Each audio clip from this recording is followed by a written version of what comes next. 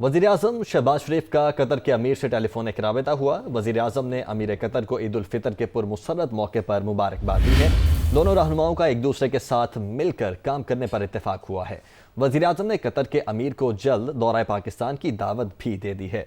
तो वज़ीर-ए-आज़म शहबाज शरीफ का कतर के अमीर से टेलीफोनिक राबता हुआ है। यासिर मलिक हमारे साथ मौजूद हैं। यासिर, बताएगा क्या अमूर ज़ेर बहस रहे?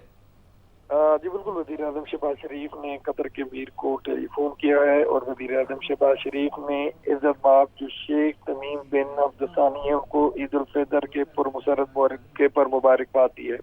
वज़ीर-ए-आज़म ने कतर के बरादर अवाम के लिए नई ख्वाहिशात का इज़हार भी किया है और कतर के अमीर ने उनका तहे दिल से शुक्रिया भी अदा किया। शहबाज शरीफ का और पाकिस्तानी अवाम के लिए नेक तमन्नाओं का इज़हार भी किया है। दोनों रहनुमाओं ने दोनों ममालिक के दरमियान मौजूद मजबूत सियासी और इक़्तिसादी ताउन को आगे बढ़ाने का अज़्म भी किया है और इसके साथ साथ दोनों रहनुमाओं ने एक दूसरे के साथ मिलकर काम करने पर भी इत्तेफाक किया है।